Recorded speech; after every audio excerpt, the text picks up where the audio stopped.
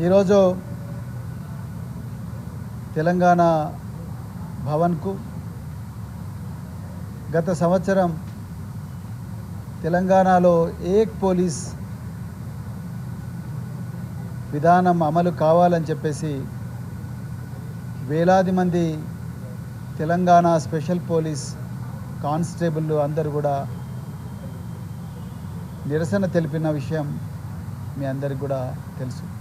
అయితే మరి ఈ నిరసన క్రమంలో పోలీసు ఉన్నతాధికారులు ప్రభుత్వం దాదాపుగా 39 మందిని సస్పెండ్ చేయడం, అదేవిధంగా 10 మందిని డిస్మిస్ చేయడం కూడా చేసింది. అయితే ఒక రేవంత్ రెడ్డి గారే ఎలక్షన్ల సమయంలో ఎక్కడ లేని విధంగా ఏక్ పోలీస్ విధానం తెలంగాణలో తీసుకొస్తాం, పోలీసు కానిస్టేబుల్ల పరిస్థితి అత్యంత దయనీయంగా ఉంది, హృదయ విదారకంగా ఉంది అని చెప్పేసి ఇప్పుడున్న ముఖ్యమంత్రి హోంమంత్రి రేవంత్ రెడ్డి గారే ఆనాడు పోలీసు శాఖ సిబ్బందికి మరి హామీ ఇవ్వడం జరిగింది.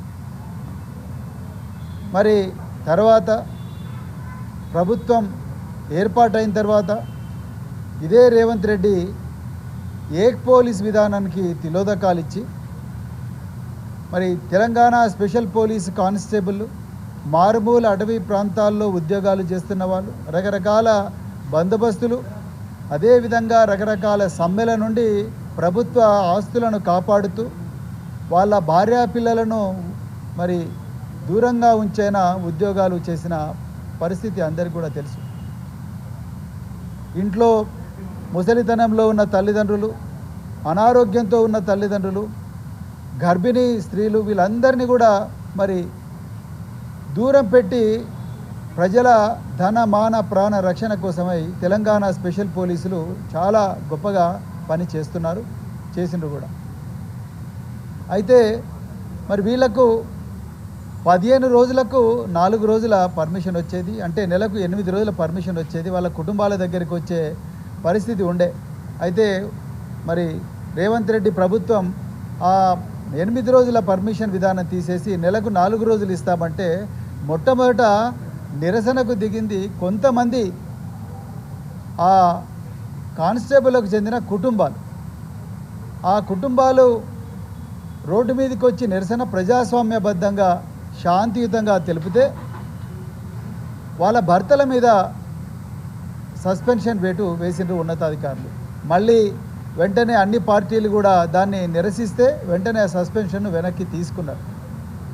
మరి ఉన్నతాధికారులు ఈ సమస్యను పరిష్కరించాల్సింది పోయి ముఖ్యమంత్రి ఈ కానిస్టేబుల్ అందరినీ తన జూబ్లీ హిల్స్ బంగళాకు పిలిపించుకోవాల్సింది పోయి, లేకపోతే సెక్రటరియట్లో తన అధికార ఏదైతే ఆఫీస్ ఉన్నదో అక్కడికి పిలిపించుకోవాల్సింది పోయి పూర్తిగా సమస్యను జటిలం చేసే ప్రయత్నం మరి రేవంత్ రెడ్డి గారు చేశారు.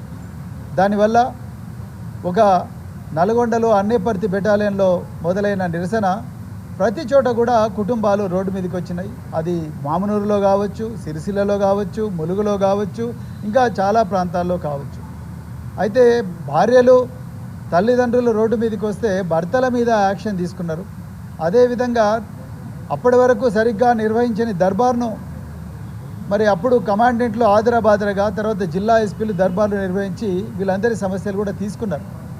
కానీ 21 తారీఖు నాడు మొదలైన నిరసన 26 వరకల్లా దాదాపు 39 మందిని సస్పెండ్ చేయడం, అందులో నుంచి 6 గంటల తర్వాత 26వ తారీఖు నాడు సాయంత్రం 6 గంటలకు మళ్ళీ దాంట్లో 10 మందిని ఉద్యోగం నుంచి ఎలాంటి ఎంక్వైరీ లేకుండా 10 మందిని ఉన్న పలంగా ఉద్యోగం నుంచి తీసేసారు. దీనివల్ల ఈరోజు ఆ కుటుంబాలు రోడ్డు మీద పడ్డాయి. వాళ్ళందరూ కూడా మరి తెలంగాణ రాష్ట్ర సమితి వర్కింగ్ ప్రెసిడెంట్ కేటీఆర్ గారిని వాళ్ళ సమస్యలు నివేదించుకోవడం కోసం, వాళ్ళ హృదయ విదారకమైన బాధ ఏదైతే ఉందో చంటి పిల్లల్ని ఎత్తుకొని రకరకాల ప్రాంతాల నుంచి ఈరోజు వాళ్ళందరూ కూడా మరి తెలంగాణ భవన్కు రావడం జరిగింది. నేను వాళ్ళు తప్పు చేసినరా తప్పు చేయలేదా అనేది ఇక్కడ నేను ప్రస్తావించడం లేదు. కానీ పోలీసు డిపార్ట్మెంట్ తప్పకుండా మరి డిసిప్లిన్ ఉండాల్సిన డిపార్ట్మెంటు, యూనిఫామ్ ఉండాల్సిన డిపార్ట్మెంటు, మిగతా డిపార్ట్మెంట్ కన్నా ఈ డిపార్ట్మెంటు విభిన్నంగా పనిచేస్తుందన్నది అందరికీ తెలుసు. కానీ ఇందులో నేను పోలీసు ఉన్నతాధికారులకు ప్రత్యేకించి మరి ముఖ్యమంత్రి రేవంత్ రెడ్డి గారికి, ఆయనే హోంమంత్రి కాబట్టి, అదేవిధంగా డీజీపీ గారికి మళ్ళొక్కసారి నేను రిక్వెస్ట్ చేస్తున్నా, దీంట్లో మానవతా దృక్పథంతో దయచేసి వ్యవహరించండి. వీళ్ళెవరు కూడా ఆ 21 అక్టోబర్ నాడు సమ్మె జరిగేంత వరకు కూడా వీళ్ళ మీద ఎవ్వరి మీద కూడా ఛార్జ్ మెమోలు లేవు. వీళ్ళు ఎవరు కూడా ఏ పనిష్మెంట్ తీసుకోలేదు. వీళ్ళెవరు కూడా డిపార్ట్మెంటల్ ఎంక్వైరీస్ ఫేస్ చేయలేదు. వీళ్ళెవరి మీద కూడా క్రిమినల్ కేసులు లేవు.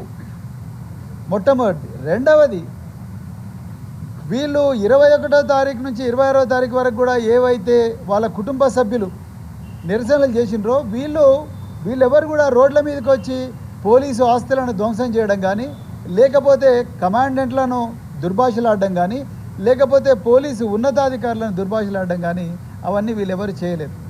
అంటే ప్రజల ఆస్తులకు కానీ ప్రజలకు ఎలాంటి అసౌకర్యం కలగకుండానే శాంతియుతంగా వీళ్ళందరూ వాళ్ళ బాధలు చెప్పుకునే ప్రయత్నం చేశారు.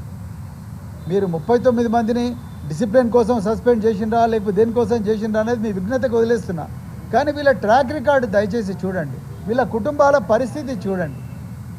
నిజానికి ఒక కానిస్టేబుల్ ఉద్యోగం కేసీఆర్ గారు దాదాపుగా 50,000 పోలీసు ఉద్యోగాలు ఇచ్చిండ్రు. అంటే 50,000 కుటుంబాలకు ఉపాధి కల్పించిండ్రు. 50,000 వీళ్ళు ఆగర్భ శ్రీమంతులు కాదు. రేవంత్ రెడ్డి గారు దయచేసి ఆలోచించండి. వీళ్ళెవరు ఆగర్భ శ్రీమంతులు కాదు.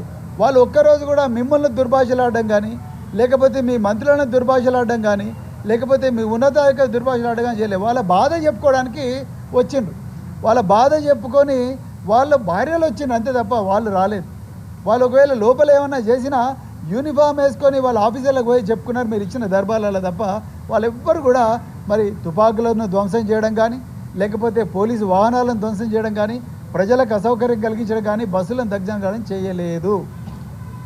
అయినా వాళ్ళు కూడా ఈరోజు బాధపడుతూ ఉన్నారు. అయ్యో మరి మేము ఇంత కష్టపడి ఉద్యోగం తెచ్చుకున్నాం, ఇవాళ మా భార్య పిల్లలందరూ రోడ్డు మీదకి వచ్చిండ్రు, మా భర్తలు ఇవాళ రోడ్డు మీద ఉన్నారు, మేము ఏం చేసుకోలేని పరిస్థితి. చాలామంది ఇళ్లలో చాలా ఊర్లలో మాకు ఈ విధంగా అయిందని కూడా చెప్పుకోలేని పరిస్థితిలో ఈరోజు వాళ్ళందరూ ఉన్నారు. మేము మళ్ళొకసారి మానవతా దృక్పథంతో మీరు వ్యవహరించాలని రిక్వెస్ట్ చేస్తున్నాం.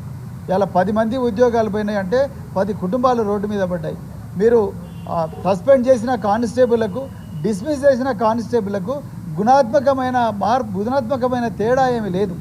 కానీ మీరు ర్యాండమ్గా ఒక 10 మందిని ఏరి ఆ 10 మందిని మరి డిస్మిస్ చేసినట్టుగా మేము వాళ్ళందరితో మాట్లాడితే మాకు అర్థమైంది. మరి వాళ్ళు కమాండెంట్ దగ్గరికి పోయినరు, అడిషనల్ డీజీ బెటాలియన్ గారి దగ్గరికి పోయినరు, డీజీపీ గారి దగ్గరికి పోయినరు. ఎక్కడ పోయినా కూడా వాళ్ళకు మరి న్యాయం జరగలేదు. అదేవిధంగా వాళ్ళు పోని మినిస్టర్ అంటూ లేడు. ఈ కుటుంబాలన్నీ కూడా మినిస్టర్ల దగ్గరికి కూడా పోయినాయి.